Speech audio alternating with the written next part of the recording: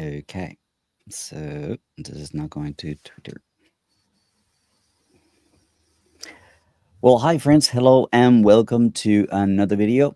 We are today broadcasting to Media Without Means and Jerry's take on China on YouTube. First of all, I would like to welcome Jerry to our show and introduce our topic. So, Jerry, what are we talking about today? And could you tell us a little bit about the title of today's video? Okay, we're talking about the recent spate, and it's being completely sensationalized by Western media. There have been a few incidents. When you've got a population of 1.4 billion people, that's hardly surprising. But there have been a few tragic incidents, and there was another one yesterday where cars are driving into people. And we're going to be talking about that. We're going to be talking about what we think about it, what we know about it, and then we're going to have a little speculation and make sure that people understand these are our opinions. But ultimately, what we want to do is to leave people when they have finished watching this video with the understanding that it's not what the Western media are portraying it to be. So that's what we're talking about today. Great. So let us first kind of like summarize some of the things that have been taking place that have moved us to do this show. Part of it has to do with what has taken place, but the focus of my channel and this video is to talk about the coverage, how these events are being covered. And we're trying not to go into whataboutism, but we want to try and give some perspective as to what has taken place. So over the last 10 days or so, we saw a couple of incidents. The first one took place in Zhuhai, the night prior to the International Air Show in Zhuhai, where somebody drove a car into the sports center where people were exercising. During the event, 35 people died and about 43 to 42 people were injured. Reports at the time say that they were not fatal injuries, so everybody that was hurt was expected to do a full recovery after some time. Then we had the Wuxi stabbing, which happened at a college. Apparently, it was a disgruntled student who had issues with his graduation papers and with the internship that he was doing at the university. That ended up with 8 people being killed and 17 being injured. And we also had the incident in Hunan near a school where a car rammed into some pedestrians that included some children and adults that were getting to the school. That one, to my understanding, did not leave any deaths. I think that's everything, or correct me if I'm wrong, Jerry? That's what the Western media have got hold of, and Chinese media are kind of playing it down, which again, the Western media says is censorship of the news. It's not at all. It's kind of playing down because, as the title of this show says, crazy people sometimes just do crazy things. And crazy people seeing something like this may say, "Oh, I can do that too." And look at the attention it will bring to me, because it is bringing massive attention in Western media. And so this is the reason why Chinese media plays it down. 36 people were injured yesterday in Changde, which is not yet been established whether or not that was deliberate. It's possible, like a few months ago in Shandong, a bus went out of control, and I think it killed 11 people. It hit a bus stop, and it wasn't the bus driver's fault. The bus went out of control, and something went wrong with the bus, and people died, and that's a tragic accident as opposed to a mass murder.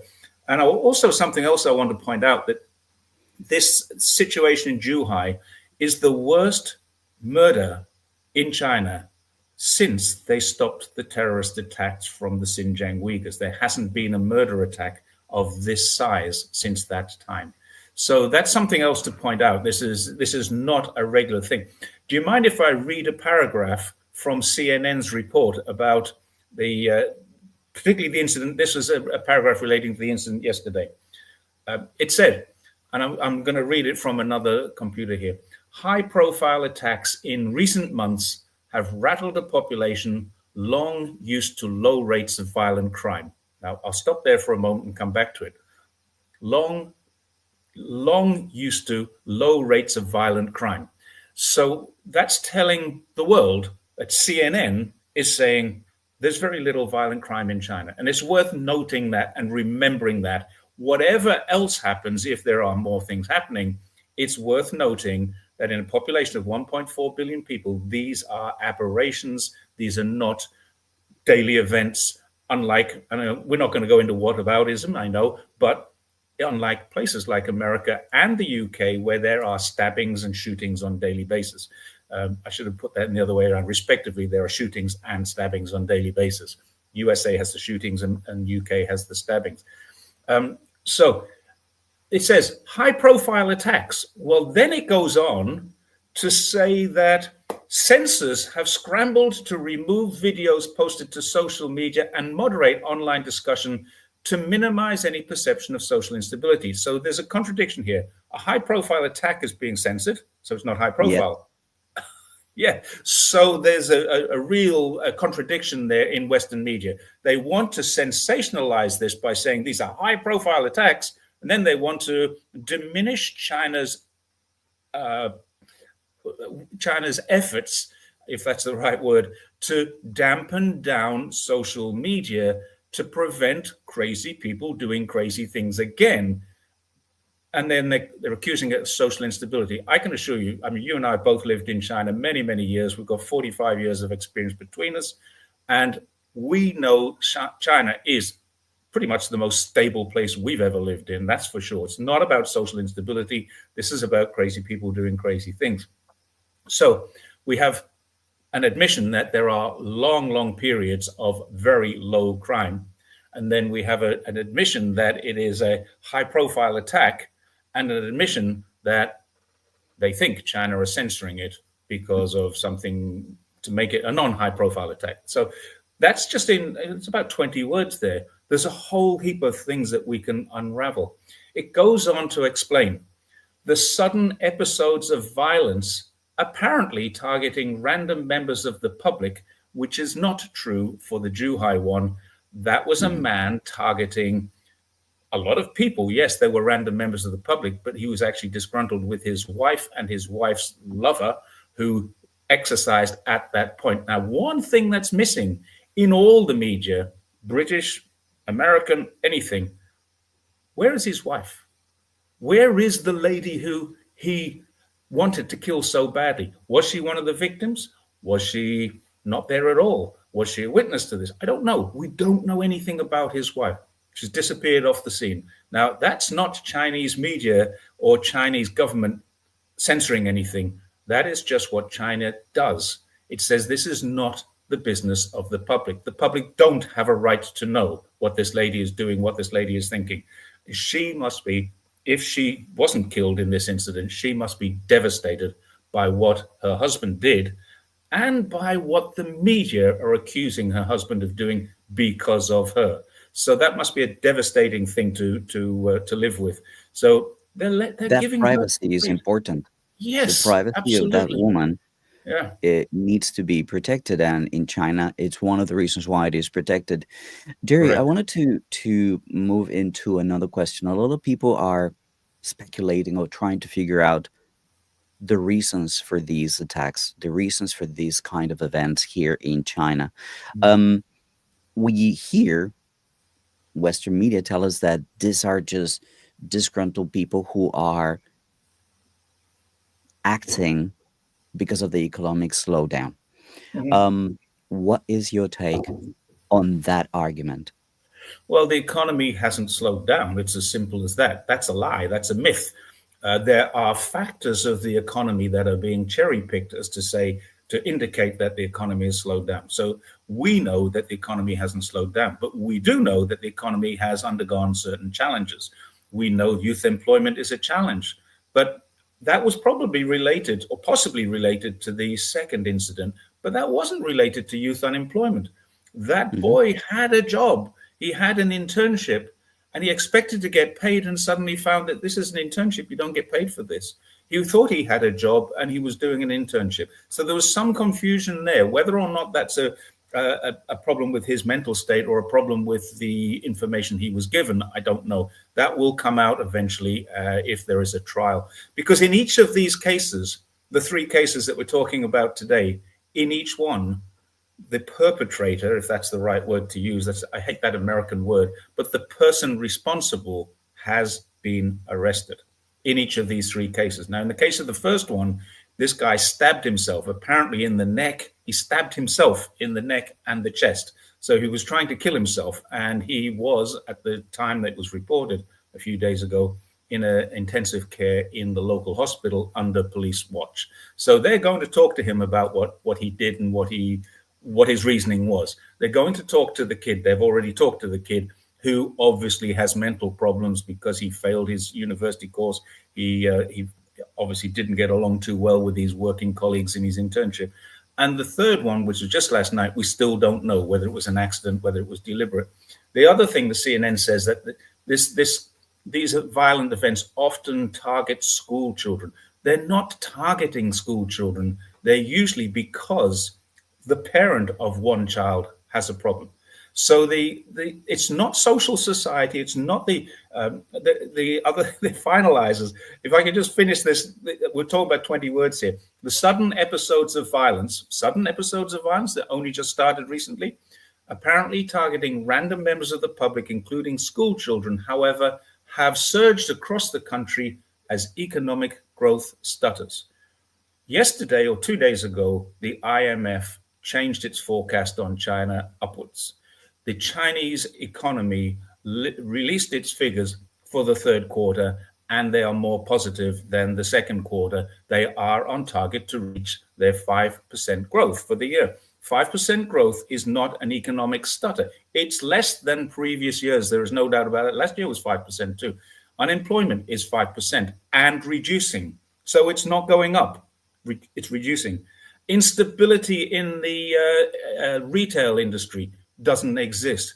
Costs are fixed. Prices are reasonable throughout the country. There are no high inflation. There is no high interest. Most people in China don't have mortgages. So this is not social instability that is on a national level. This is crazy people doing crazy things at a crazy time. Now, why are they doing it? We don't know. That needs to be established, but it's not what the West are portraying it to be. So it's not about the instability in society, and it's not about the instability in the economy. Jerry, I want to ask you to explain, because I think this is what a lot of people don't understand about China and China's way of dealing with incidents such as these. The question that a lot of people are asking themselves is, why is the social media coverage so different here in China? Why is it that it's, in a way, censored? Is there a reason for that? And what explains what the government tries to do?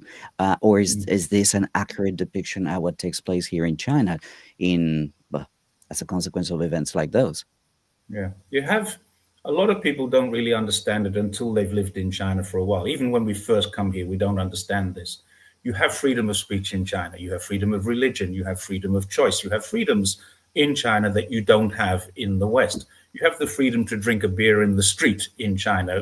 Simple things in life that used to be normal in the West are completely normal here, and they're not normal anymore in the West.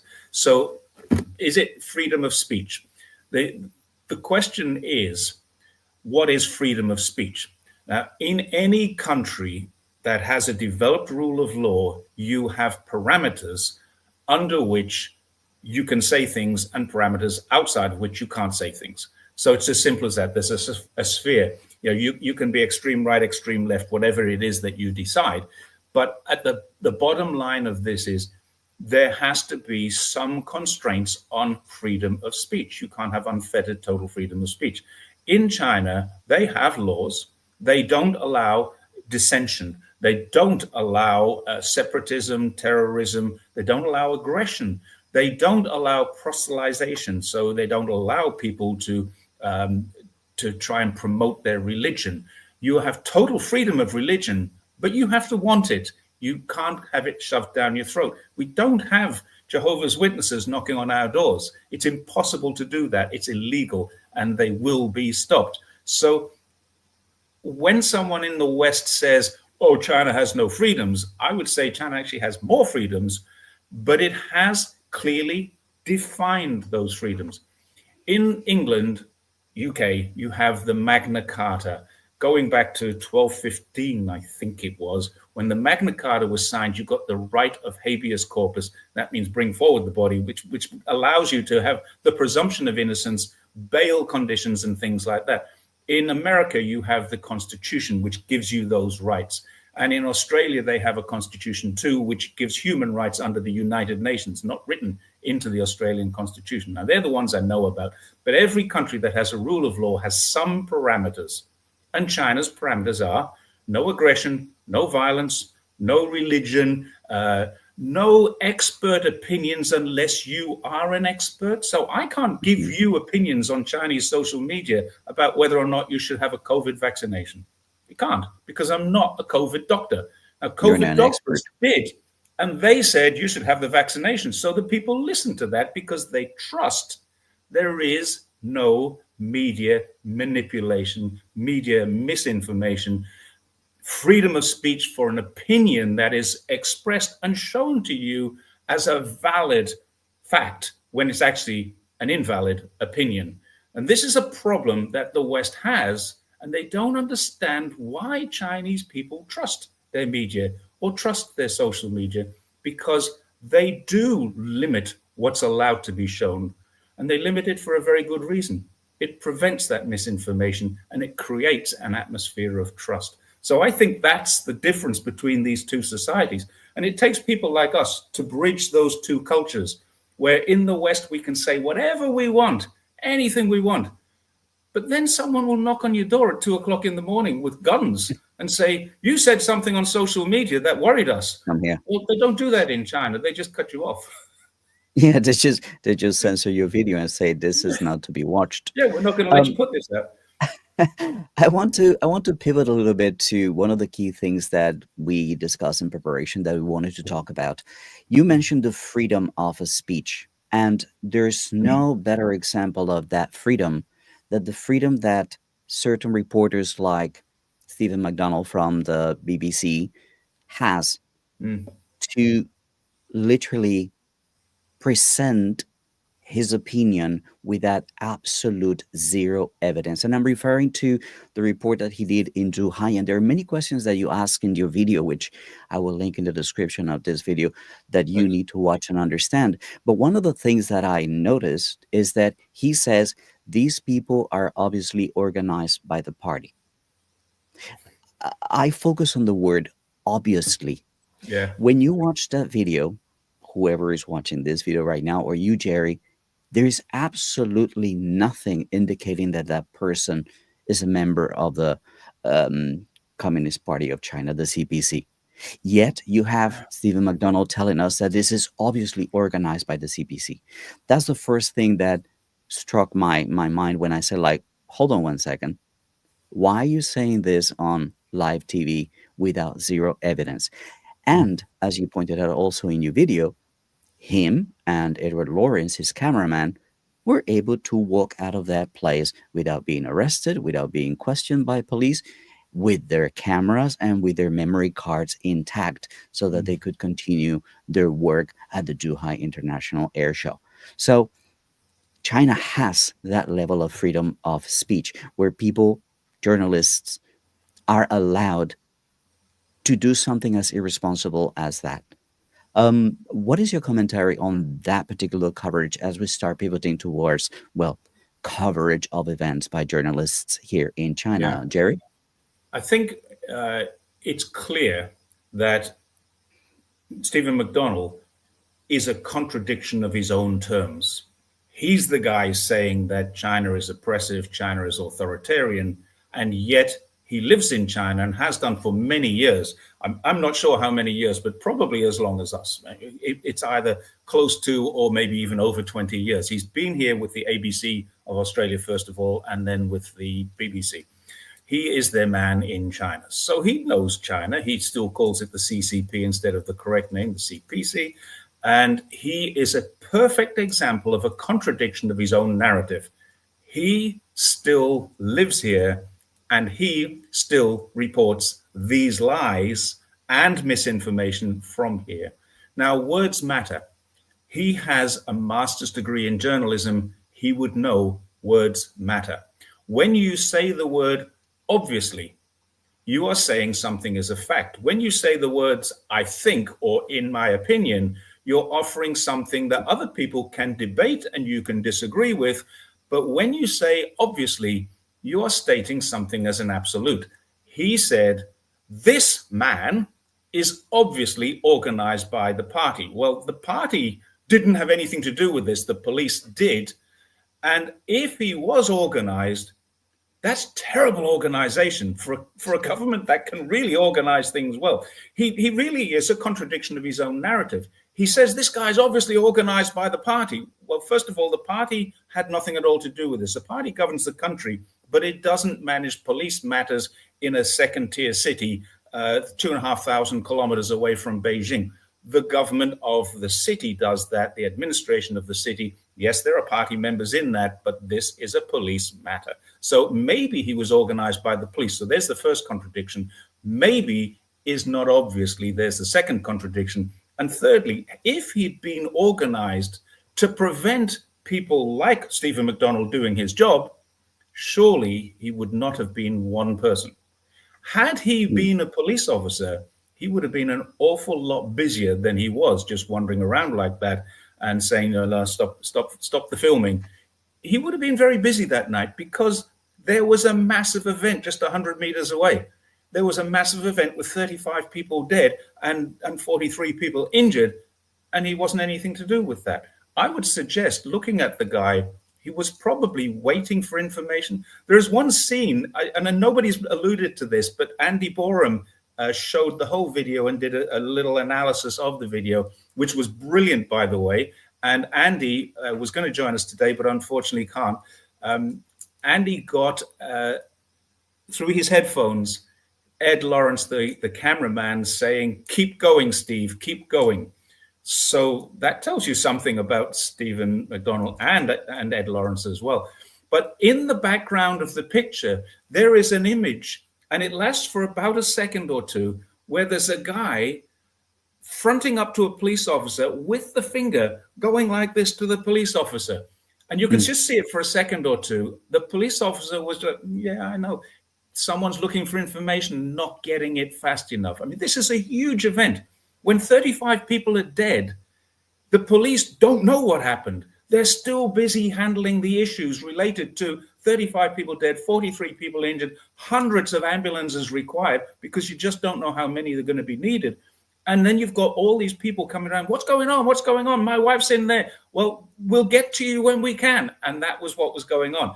People were shouting at a police officer, and it was quite clear they weren't afraid of the police. So the police were there doing the job that they were there to do, not to upset Stephen McDonnell. He was deliberately, and Andy analyzed this brilliantly, he was deliberately, and I don't use that word, I use that word willfully, deliberately. Stephen McDonnell deliberately strung out his video as long as he could, repeating himself over and over again, just so somebody would interfere with his, and he'd get that, what they call the money shot in pornography. I think there's something to say about this idea in China about white people with cameras. I would like to refer you to the coverage of the Zhengzhou floods a couple of years ago, where it was Robin Brandt was reporting right in front of a subway station where several people had perished because of the floods. And his words at the time were 12 people were left behind.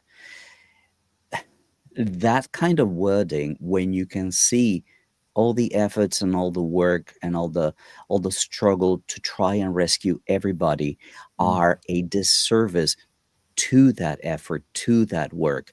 These people are, using language to diminish these rescue efforts that are taking place at any given time. Mm. That Robin Brand ended up being a person that people were sharing the pictures of on social media in China. It was Yeah. like, this person is vilifying our rescue teams and the efforts that were, and basically using the death of those 12 people to create a headline that is going to be sensationalization of something that took place. It was Mm. unfortunate that 12 people died, but they were not left behind as in expressing a certain purpose of Yes. not rescuing them. Yeah. So again, freedom of speech has certain limitations. Um, I wanted to also address other cases of these foreigners, these journalists that Yeah. get into trouble for the reporting that they do. Um, in preparation, we talked about another case. Would you like to share that with us, please, Jerry? You're talking about the Bill Birtles and Michael Smith event. Bill Correct. Birtles worked for the ABC in Australia. Lei Gong was an SBS. She was a Chinese-born Australian citizen, who was arrested and pled guilty and was imprisoned for a spying offence. She was convicted and imprisoned after pleading guilty and put into prison. And the Australians were obviously very concerned about that. An Australian citizen was put into prison. Another one's just gone into prison in Hong Kong as well. But he's an Australian who's lived 15 years in Hong Kong. So I mean, he's born in Hong Kong and lives in Hong Kong, but they call him an Australian. Uh, I wonder if they'd call me an Australian and protect me if something happened to me because I've lived 20 years in China. They'd probably just say, oh, no, he decided to live in China. Let's wipe our hands of him. Because it depends whose narrative side you're on. Now, Bill Birtles, who worked for the ABC, and Michael Smith, who worked both still working for those organizations, the Australian Financial Review, were invited by the police to come and have a cup of tea.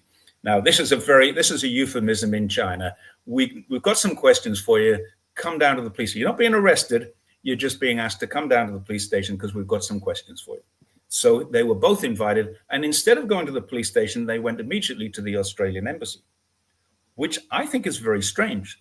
If I went to the Australian embassy and said the police want to talk to me, they'd say, well, go and talk to the police. Why would the police protect me if I've broken the law, or if the police have something about me? And it's quite clear in all the Department of Foreign Affairs and Trade materials, if you break the law in China, we can't protect you. We can represent you, but we can't protect you because you've broken the law in a foreign country, any country, not just China anyway. So they won't protect me if I break the law. Now, Bill and Michael Birtles and Smith were invited to go to the police station because they wanted to ask some questions about their relationship with Lei Gong, who was put into prison. And instead of going to the police station, they went to the embassy. The embassy called the police and said, these guys are here. If you want to interview them, you may do so on diplomatic premises. So the police went and asked them some questions. And then the same day, without leaving the diplomatic premises, they were escorted to the airport and put on flights outside of China. Now, Smith wrote a book about it. Birtles has written articles about it. They're making money from this event.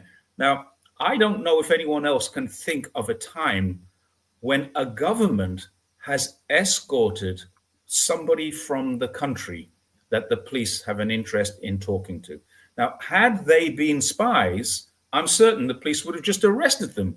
And then the government would have been involved in negotiations and trying to get them representation so that they didn't get convicted and they didn't get sentenced. And maybe diplomatic efforts would have been made to keep these two journalists out of prison. But the other journalists went to prison. So there was obviously a spying issue. And these two journalists were not arrested. They were invited. They decided not to go. I think something very strange went on at that stage. I don't know what it is, but something very strange went on. And Bill Birtles is now, I think, in Indonesia. Michael Smith is in Taiwan. Or last time, I don't follow their careers. In fact, I avoid everything to do with what they say, except if I'm debunking them. But yeah, that's an interesting one. And there's another guy, John Sudworth. Do you want to talk about him too?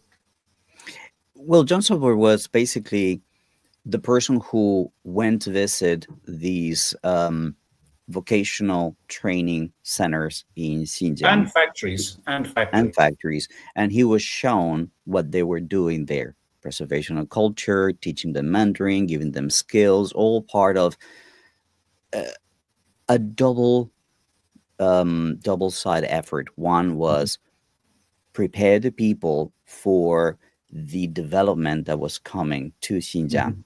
the factories, the investment, the companies, the opportunities, the business. So these people needed to learn new skills in order to embrace what was coming in terms of investment.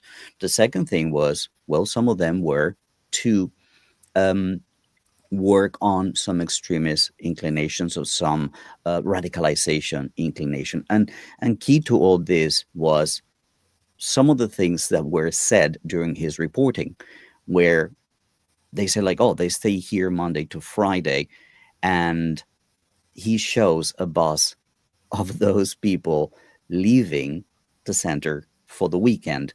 Um, but his reporting was that they were not allowed to leave. Mhm. That was pretty remarkable, and that got him in hot waters. So he basically wanted, he was about to be sued, if I'm not mistaken, and Yep. he decided to leave the country. Do you have any other details about Sudworth?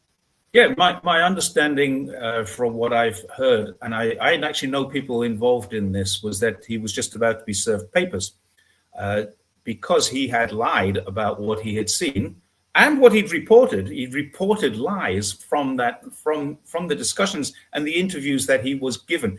This is a BBC reporter who went to Xinjiang, was shown everything he asked to see, and then managed to manufacture the money shot. He did that himself. He was standing outside of a factory filming into it in order to get the security guard, not a police officer, the security guard came out and said, hey, you can't do that. And then the police did get called, and the police, this is what they do. They do this very, very well. They put a narration over the discussion to tell So us you what's can't hear. going on. Yeah, we can't hear the police saying, well, do you have a permit? No, we don't have a permit. All we hear is the police came along and told us that we couldn't film here. That's what they do. That is the media manipulation and misinformation that they're doing. So eventually they were asked to leave, and they left. And then they were followed away by this SUV with four hoods in it, that kind of thing. So they're filming a car that's following them, or are they filming another vehicle that's going in the same direction as them with four people in it? Let's slow down or speed up until we can see a car that's got four people in it, and we'll film it and pretend it's the police. The police are not so stupid. This is what they call an authoritarian state. If it is an authoritarian state, these guys are experts at covert surveillance. My call in my video was that probably the translator in their car with them was laughing up her sleeve because she's the informant to the Ministry of State Security, not not the four guys following them who are going to a mining site somewhere in the same region that they're traveling to. So that's what happened to him. Another, He was going to be served papers. Now, the interesting thing about being served papers is once you are in the legal system in China, this is where not the allowed to go. social credit score myth comes out, you are blacklisted from travel. If you're in the legal system and you are going to be facing a court, facing a court for either debt or something like this is a civil matter, the court will say you can no longer travel into city. You can't use your WeChat. You can use WeChat, but you can't use your WeChat wallet. You have to use cash. You can't book into hotels because you book into hotel unless you go to the hotel, walk in. As soon as you show your ID card or your passport, you're blacklisted. It says, oh, we can't keep you here. So you can go into a hotel and try and book, but you can't. So these are the Another people. Go on. another example of these money shots that we were talking Yeah. about is the Dutch reporter that was reporting from the In Winter the Olympics in Olympics. Beijing, Mhm. where basically he's going live and he's in a place where he's not allowed. And somebody from the organizers comes and said like, you cannot shoot here, you need to shoot over there. And then this back and forth, this is struggle, this like what, and this is going live. The most telling thing about that interaction from this Dutch reporter is his smirk. He He knows got the this money is shot. gold. It's like you can see it in his face. He's going like, yeah, this is Yeah, exactly what I wanted. So it's an important thing to consider when we hear someone like Edward Lawrence says, "Keep going, Steve. Keep going, Steve." This is the demonization. This is the vilifying that they are seeking and that they want. And when they get it, it's gold. It's gold for yeah, them, and it serves the purpose of demonizing and vilifying China for what yeah. they're doing. When what is taking place is something as ordinary as being organized. Like, hey, your media, you're supposed to be over there, not over here. Yeah, You don't shoot yeah. whatever you want. There's the You media shoot what we box. tell you. There's the media This is the enclave. Yeah, go this is sit the in it. Winter Olympics. This is hundreds and thousands of people And a great from media example covering happened this event. yesterday. I saw this on Twitter yesterday, and it's been posted several times. Sir Keir Starmer, started speaking to Xi Jinping inside of a meeting, and then suddenly the Chinese minders moved all the cameras out. Well, no, that wasn't suddenly the Chinese minders did anything at all. What happens in these meetings is you go Protocol. into these meetings, you exchange pleasantries, and the cameras are allowed to watch you. And then when the nuts and guts of the meeting start, the cameras are removed. Now, in this case, Sir Keir Starmer, probably quite deliberately did this.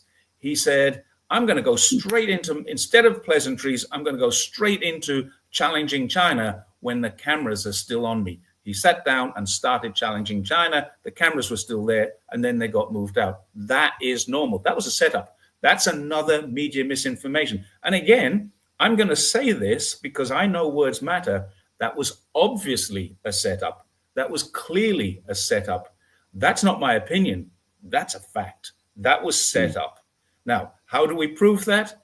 Much more difficult to prove, but that was a setup. The only way you could prove that is to find out who the camera was, because one of those cameramen would have been told, keep your camera rolling, Sir Keir Starmer is going to do something. That's a setup, mhm. because it's the first time it's ever happened.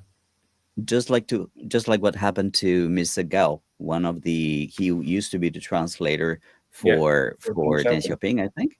Mm. And he was interviewed by I forget his name.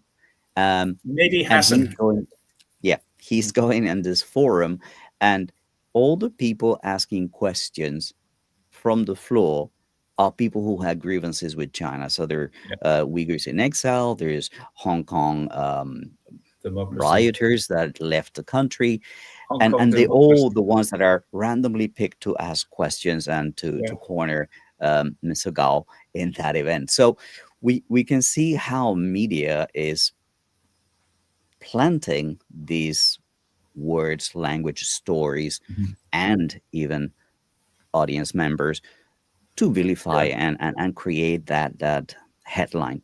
Now, I wanted to draw our attention to what can be done. What are solutions? And the point is, what are solutions to this type of media coverage? And what are solutions to these attacks? And I think that with that we could wrap up our video. yeah. Somebody just asked in the comment section a very interesting question that I posted, but it went out. Let me see if I can find it. But the main idea, or the main topic is what can the government do? Let me see if I can bring it back up. Yeah, I can't see the comments, unfortunately. Hmm. I can see If comments you on my guys, own channel, but not on yours. What can okay. the government do? Let's answer this while you're finding it. There's a lot of things the government can do. Obviously, they have already. In 2014, there were knife attacks. Back 10, 12, and 15 years ago, there were a few knife attacks around schools. And the government did what it can do in order to prevent that. Every single school now has a pass entry, an identification entry. Every single school now has two police officers on the front gate, and there is only one gate in and one gate out of the school. Kids are not allowed out. This is primary school and kindergarten. Kids are not allowed out until their parents are there to collect them. In the senior schools, the high schools and middle schools, the kids are allowed out, but there are two police officers there every single moment that the kids are coming in or out of school. There are police officers there, and there are barriers and identification only people who have an identification card can get into the school or go through the security and get a temporary pass like any secure environment. So the schools have been changed. I think the same kind of thing is going to happen now with sporting events. I'm fairly sure that will happen. So I think that's one of the things that the Chinese government can do. Another thing that the Chinese government can do is better administration of mental health. The Chinese mental health system is underdeveloped. China is a country that is still developing. Despite what Western media says, China Hmm. is still a developing nation. And one of those developments is it's picking up in disabilities, it's picking up in mental disabilities or mental health care, but it hasn't got there yet. It does not have the same systems that the West has to protect. There's no such thing as the Samaritans, for example. The Samaritans is a British organization. If you're thinking about suicide, you can call the Samaritans and someone will listen to what you have to say. If you're thinking bad thoughts, pick up the phone and dial. We haven't got that yet in China. We will. But these things have to happen. They have to change slowly and solidly. China is very good at doing it. Can the Chinese government remove these fake news and blacklist them? The answer to that is no, and nor should they, in my opinion. Here's what happens with Stephen McDonnell. I believe that Stephen McDonnell is probably the devil you know, which is better than the devil you don't know. They allow him to stay here because they know he's a buffoon. He has no response to anyone who challenges him except to block them. And he does that religiously. He blocks every person, including me, Mm. who challenges him. I've challenged him a And couple of me. times. I am the bike riding bozo. He calls you names and then blocks you. He is a child. The government knows this. And they know that he's harmless to them because you cannot hide the truth. And the truth will eventually come out that he's wrong.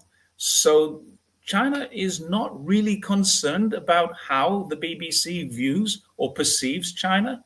They're not concerned about how the people of the UK are being informed because they're going to allow the UK to come and visit 15 days. This happens every time they have meetings, or they will if the UK capitulates on its provocations.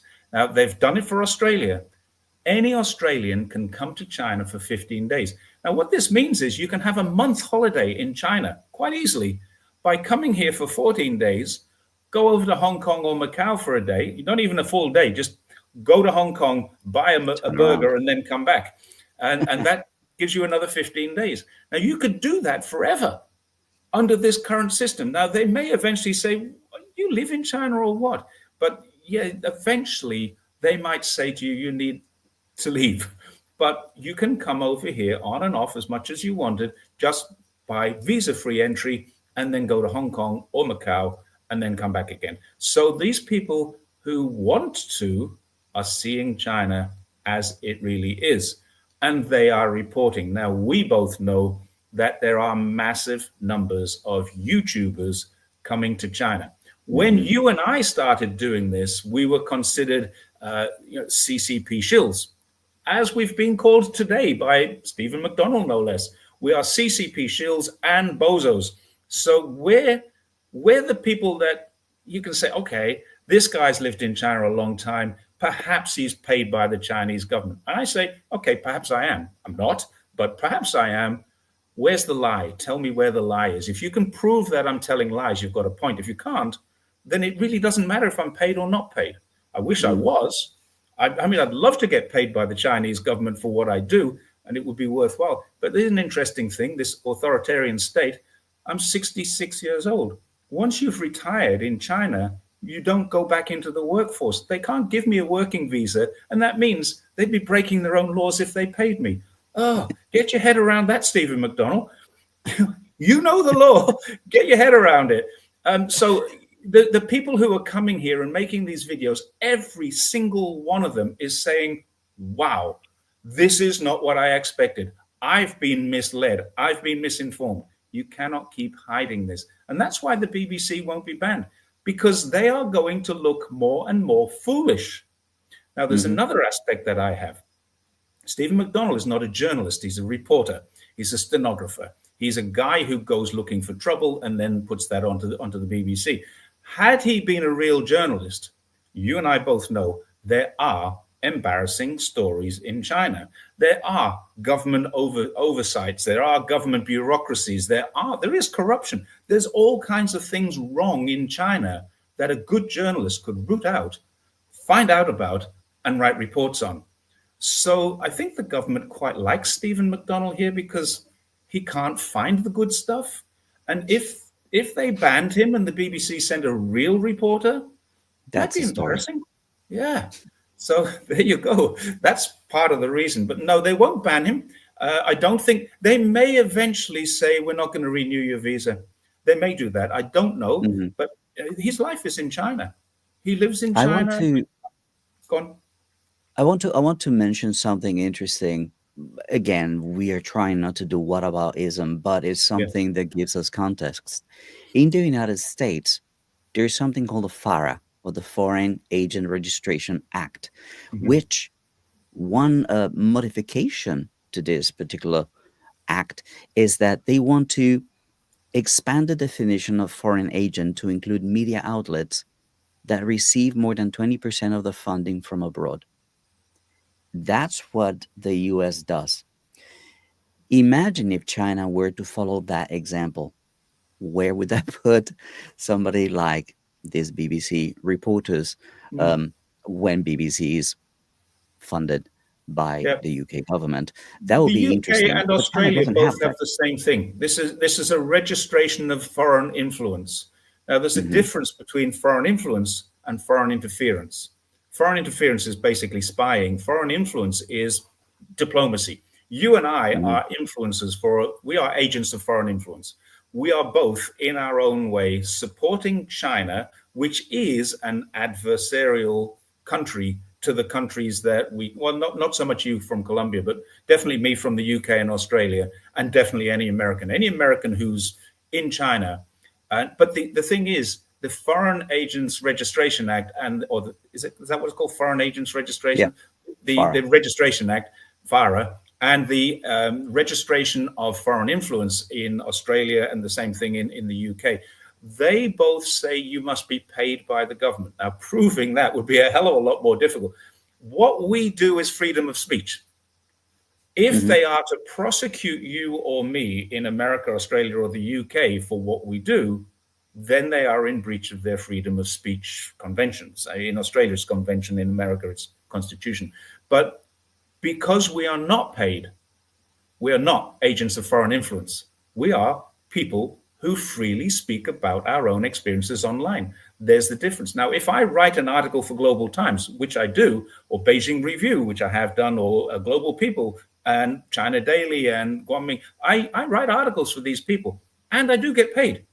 That officially makes me an agent of foreign influence. And according to Australia, if I were to fly back, or the UK, if I were to fly back, I am an unregistered agent of foreign influence, which is why I won't go back to either of those countries.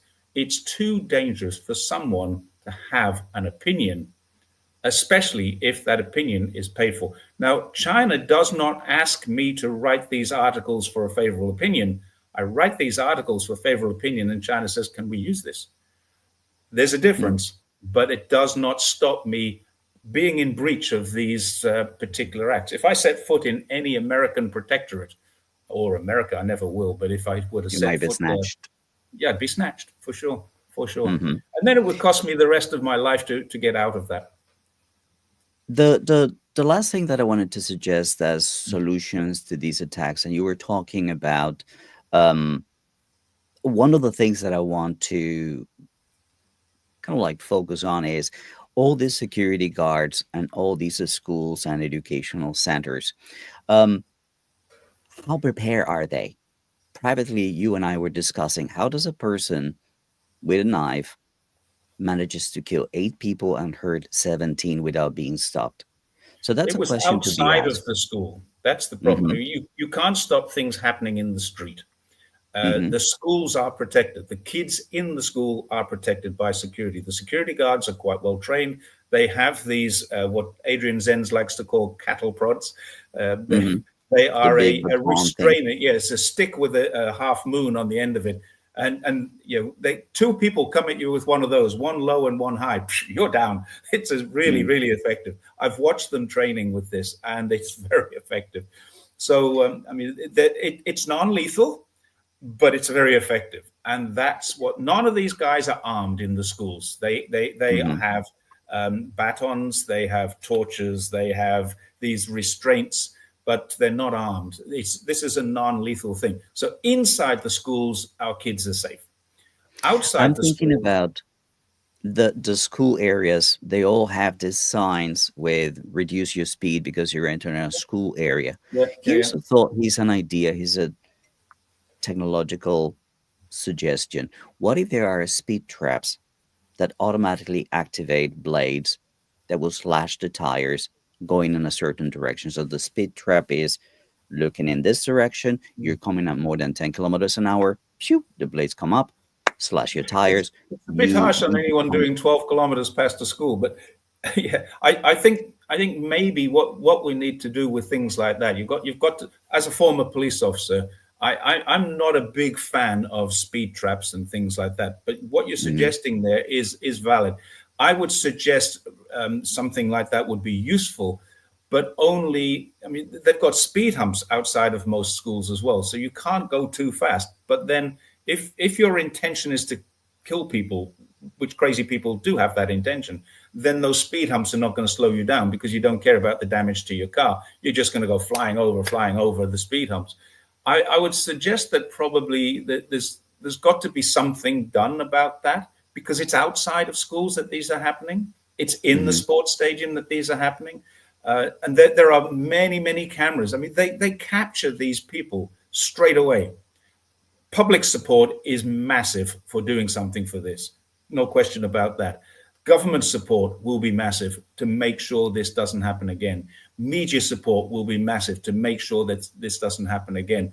And there've got to be ways. Now, as a police officer, I would say you cannot put something down that will destroy someone's car if they're doing 5 kilometers over the limit outside of a school, because you can get several cars destroyed in the first week you do that. What you can do is you say, okay, if someone is doing double the speed limit outside of a school, we need to put a barrier up. Bang. Uh, mhm. that's a Or these possibility. boulders that automatically come up within a Yeah. fraction of a Well, second to but then protect the you people. could potentially cause the death of a driver who was doing nothing more than rushing to the hospital because his wife is pregnant. That's, or the pregnant wife.